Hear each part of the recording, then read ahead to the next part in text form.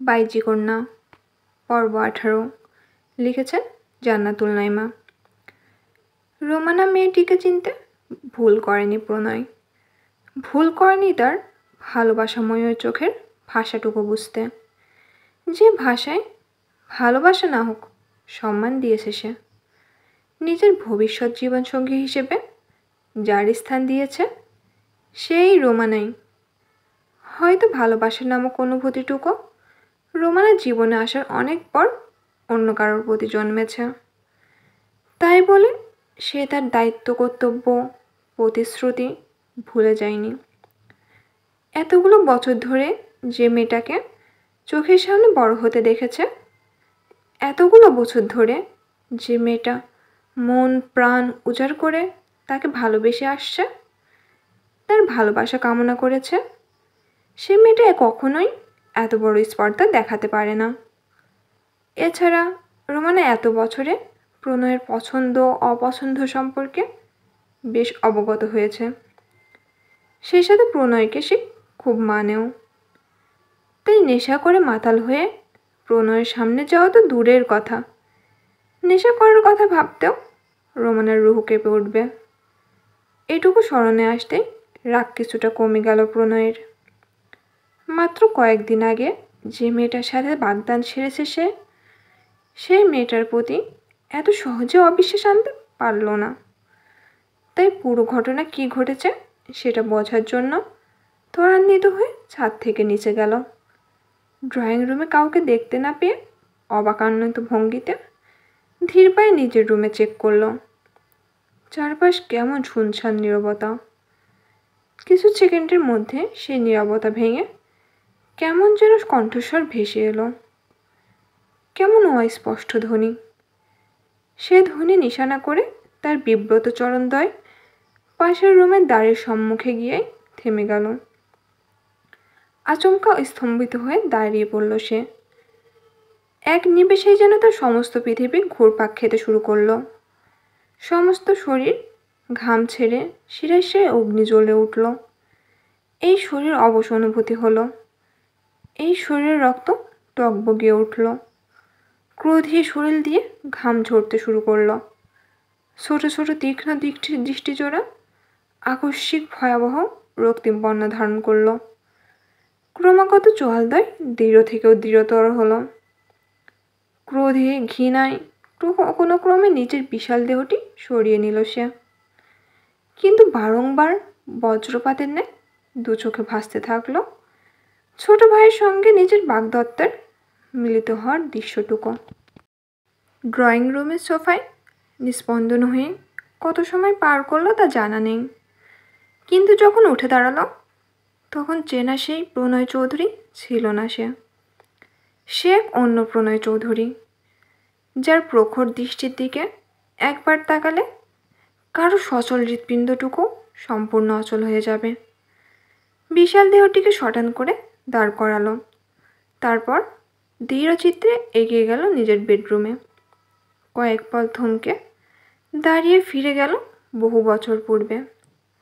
তার পিতামহ আজহার চৌধুরীর দেওয়া তাকে প্রথম এবং শেষ উপহারটুকু মুখ্য ব্যবহারের সময় এসেছে আজ।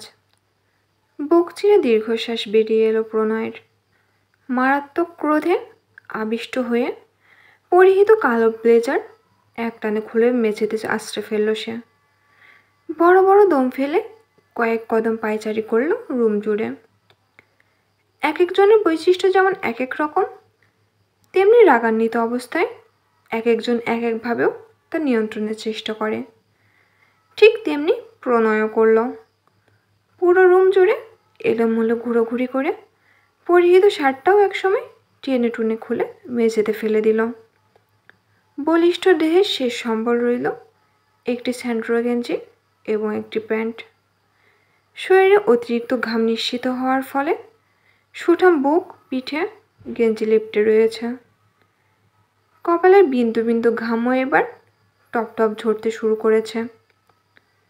নিঃশ্বাস প্রশ্বাস ক্রমাগত ভারী হচ্ছে। রাতের প্রায় পুরোটাই এমন বিক্ষিপ্তভাবেই পার করল প্রণয়। কিন্তু চারদিক থেকে যখন ফজরের আজানের ধ্বনি ভেসে এলো, ধাতস্থ হয়ে হাঁটু গেড়ে বিছানার সম্মুখে বসে পড়ল। খাট থেকে কিঞ্চিত মাথা নিচু করে বলিষ্ঠ হাতটা বাড়িয়ে দিল খাটের তলার গভীরে। বেশ পুরনো একটি সুটকেস টেনে বের করে কপাট খুলে পুরনো জামা কাপড় সরিয়ে ভিতর থেকে নিমেষেই একটি তলোয়ার বের করে আনলো। তারপর তড়িৎ বেগে সুটকেস লাগিয়ে আবার যথাস্থানে রেখে উঠে দাঁড়ালো সে। ডান হাতে শক্ত মুঠোয় তলোয়ারটি ধরে এপাশ ওপাশ কাত করে ভালোভাবে দৃষ্টি বুলালো। মুহূর্তেই আবার ভয়াবহ হিংস্র রূপ ধারণ করল। এরপর ডান দিক বাঁ দিক কৌশলে ঘাড় বাঁকিয়ে জল শক্ত করে দাঁতে দাঁত চেপে ক্রোধে কাঁপতে কাঁপতে বলল, আমার সম্মানে আঘাতকারী একটা প্রাণীকেও বাঁচিয়ে রাখবো না, স্বয়ং নিজের ভাইকেও না। নিজের হিংস্র রূপটা নিয়ে আবার ড্রয়িং রুমের সোফায় এসে বসল প্রণয়। অপেক্ষায় থাকলো তার চোখে দেখা সবচেয়ে নিকৃষ্ট দুটি প্রাণের জন্য। চারদিকের ঘন অন্ধকার ধীরে ধীরে মিলিয়ে গেল। ধরণীর বুকে সূর্য তার সকল উজ্জ্বলতা নিয়ে ঝলমলিয়ে পদার্পণ করল। দুটি দেহ একে অপরের সঙ্গে আষ্টে পিষ্টে জড়িয়ে আছে। রাতের আধারে করা পাপগুলো দিনের আলোয় সূর্যের তীর্যক আলোকরশ্মিতে উন্মোচিত হলো। বদ্ধ চোখে সূর্যের আলো পড়তেই চোখ কুঁচকে কিঞ্চিত নড়ার চেষ্টা করল রোমানা। চেতনা ফিরতেই অনুভব করল তার উপর ভারী কোনো বস্তু রয়েছে। শুধু তাই নয়, কারো গভীর নিঃশ্বাস প্রশ্বাস, কারো শরীরের নিবিড় উষ্ণতায় পুরোটুকুই মিশে যাচ্ছে তার শরীরে। সহসা ভীতিগ্রস্ত হয়ে চোখ খুলে তাকালো রোমানা।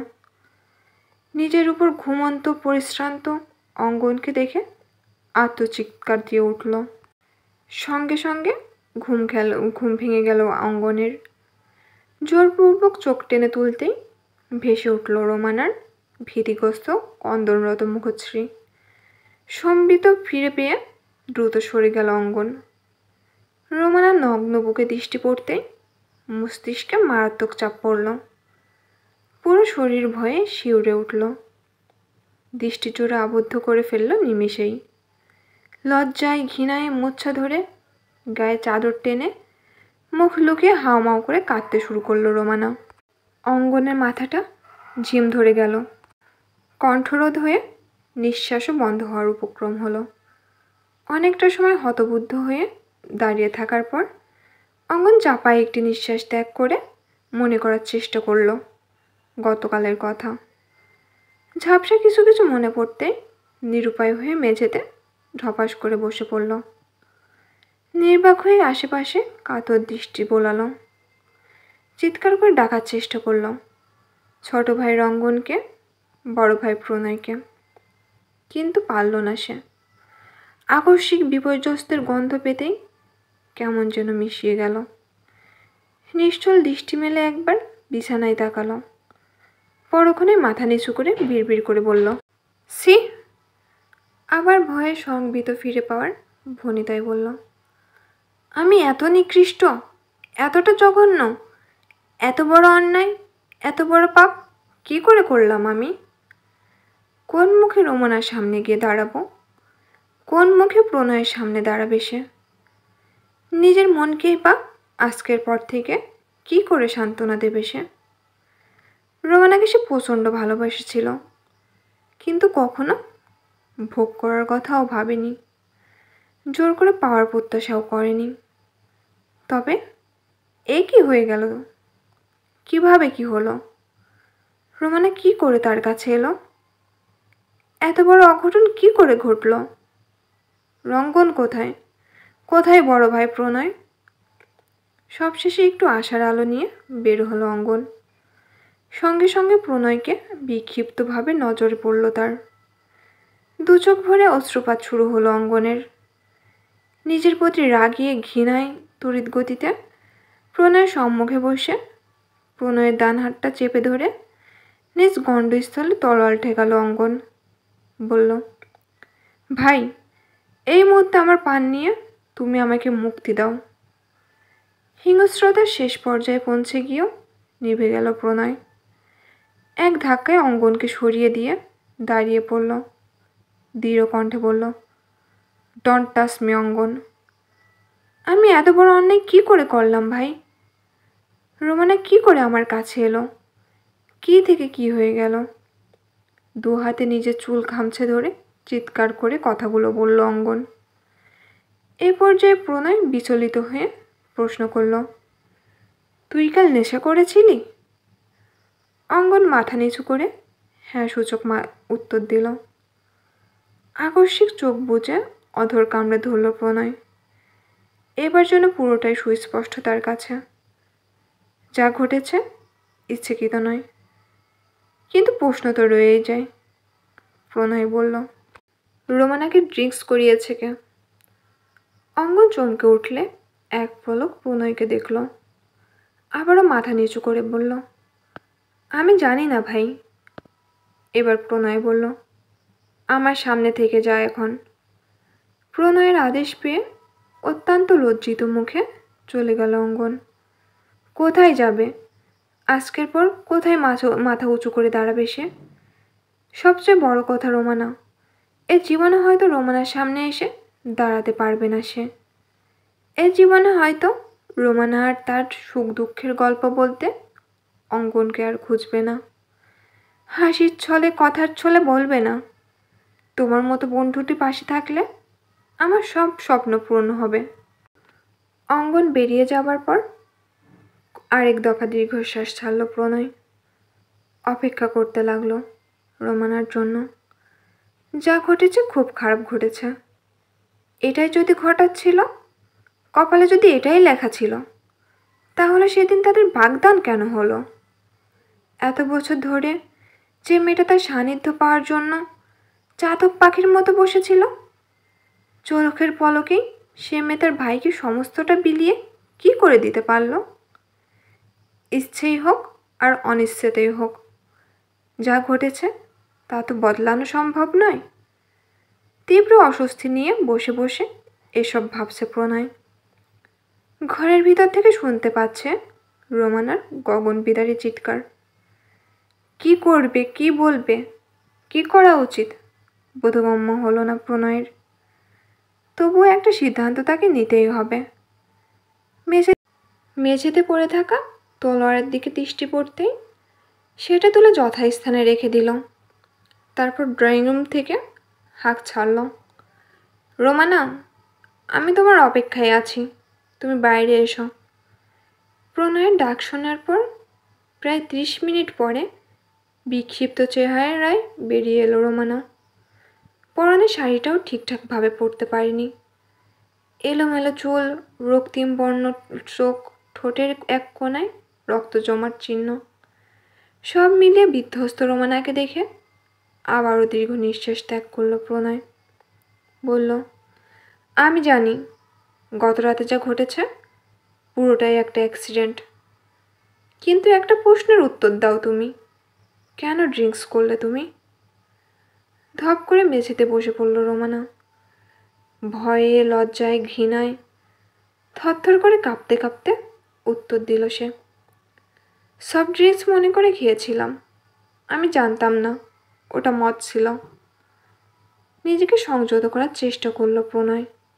এরপর বলল, আমি অতটা দয়ালু নেই, যতটা দয়ালু হলে এই মুহূর্তে তোমাকে কিছু সান্ত্বনা বাণী শোনানো যায়। আমি অতটা নির্মল প্রকৃতির মানুষ নই, যতটা নির্মল হলে তোমার চোখের ভারী বর্ষণ দেখে ব্যথিত হওয়া যায়। আমি অতটাও শুদ্ধ পুরুষ নই যে এই মুহূর্তে এই পরিস্থিতিতে বলবো তুমি অন্য পুরুষ দ্বারা তোমার সতীত্ব হারিয়েছ, এতে আমার যায় আসে না। রোমানা, যা কিছু ঘটেছে এতে তোমার হাত নেই, আবার আছেও, কিন্তু যা হয়েছে এর জন্য আমি ভুক্তভোগী হতে পারি না। যেহেতু তোমার প্রতি আমার ভালোবাসা নেই, সেহেতু আমি তোমাকে একটা সাজেশন দিতে চাই, তুমি অঙ্গনকে বিয়ে করে নাও। যা হয়েছে এরপরের সঠিক আর কোনো পথ নেই।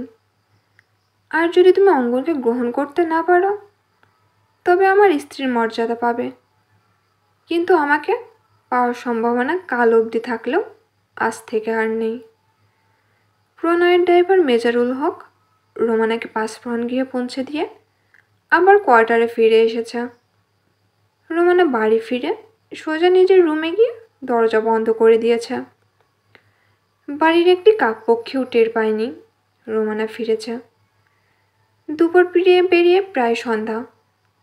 সকাল থেকে প্রেরণা উন্মুখ হয়ে বসে আছে প্রণয়, অঙ্গন, রঙ্গন আর রোমানার জন্য। যখন সূর্য অস্তমান হলো, চারিদিক থেকে ভেসে এলো আজানের ধ্বনি, তখনই চৈতন্য ফিরল প্রেরণার। বড় বউ বলে এক হাঁক ছাড়ল। শবনম রান্নাঘর থেকে ছুটে শাশুড়ির রুমে প্রবেশ করল। প্রেরণা তাকে আদেশ করল প্রণয়কে ফোন করতে আর খবর নিতে তারা কখন বাড়ি ফিরবে। যদি তারা না ফিরতে চায়, অন্তত রোমানাকে যেন রেখে যায়। শাশুড়ির আদেশ পেয়ে শবনম প্রণয়কে ফোন করে জানতে পারল সবাই বাড়ি ফিরে গিয়েছে। তবুও শবনমের কল পেয়ে প্রণয় কিছুটা বিচলিত হয়ে বলল, আপনি রোমানার ঘরে গিয়ে একটু খোঁজ নিয়ে দেখুন, বাকিদের আমি দেখছি। শবনম কথা শেষ করে ভাবল জেবাকে রোমানার কক্ষে পাঠিয়ে দেবে, আর সে গিয়ে শাশুড়িকে শান্ত করতে বলবে রোমানা ফিরেছে। শবনম জেবাকে রোমানার কক্ষে পাঠিয়ে শাশুড়ির কাছে গেল। এদিকে জেবা তার লম্বা বেনুনির শেষ প্রান্ত এক হাতে নাড়াতে নাড়াতে হেলিয়ে দুলিয়ে পা বাড়ালো রোমানার কক্ষের দিকে। কক্ষের সামনে দাঁড়িয়ে প্রায় 10 মিনিটের মতো রোমানাকে ডাকল, কিন্তু কোনো সাড়া শব্দ পেল না। তাই বলল, কি গো ননদিনী, ঘুমিয়ে পড়েছ নাকি? ঘুমিয়ে ঘুমিয়ে স্বপ্নে আমার দেবরের সোহাগ নিচ্ছ, যেমনটা আমি তোমার বড় ভাইয়ের স্বপ্নে সোহাগ নেই। শেষটুকু কিঞ্চিত লাজুক ভঙ্গিতেই বলল জেবা। তখনই পাশ থেকে মুনতাহা বলল, ছোট ভাবি, আপনাকে বড় ভাবি কি জন্য পাঠিয়েছেন আর আপনি এসব কি করছেন? দেখো না ননদিনী, ডাকছি কিন্তু দরজা খুলছেই না। হয়তো ঘুমোচ্ছে, তাই বলে এত ডাকতে হবে? আপনার ডাকে আমি কক্ষে থাকতে পারলাম না। এটুকু বলেই থমকে গেল মুনতাহা। কপালে ভাঁজ পড়ল আর মনে মনে ভাবল, কি ব্যাপার, ছোট ভাবির ডাকে অত দূরের কক্ষ থেকে আমি বেরিয়ে এলাম, অথচ রোমানা আপা বের হলো না। কি করে, আপা ঘুমায় নাকি অন্য কিছু করে? এইটুকু ভেবে মুনতাহা ধীর পায়ে কিছুটা এগিয়ে রোমানার কক্ষের জানালার সামনে দাঁড়ালো। জানালা লাগানো নাকি খোলা অবস্থায় তা বোঝার জন্য মৃদু ধাক্কা দিতেই জানালাটা খুলে গেল। স্বস্তির নিঃশ্বাস ছেড়ে মুনতাহা ঘাড় এগিয়ে কক্ষে দৃষ্টি নিক্ষেপ করল। সঙ্গে সঙ্গে অন্তরাত্মা কেঁপে উঠল তার। চোখ জোড়া বড় বড় করে বুকে হাত চেপে রোমানা আপা বলে এক চিৎকার দিল। মুহূর্তে মাথা ঘুরে জ্ঞান হারালো মুনতাহা। জেবা দৌড়ে এসে জানালা দিয়ে কক্ষে তাকালেই দেখল ফ্যানের সাথে শাড়ি ঝুলিয়ে গলায় ফাঁস দিয়ে ঝুলছে রোমানা। পরেনে শুধুমাত্র ব্লাউজ ও পেটিকোট। খোলা চুলে এক জিভ বেরিয়ে দুটো চোখ উল্টো হয়ে আছে তার। এহেন দৃশ্য দেখে ভয়ে অমাগো বলে ধপ করে বসে বমি করে দিল জেবা।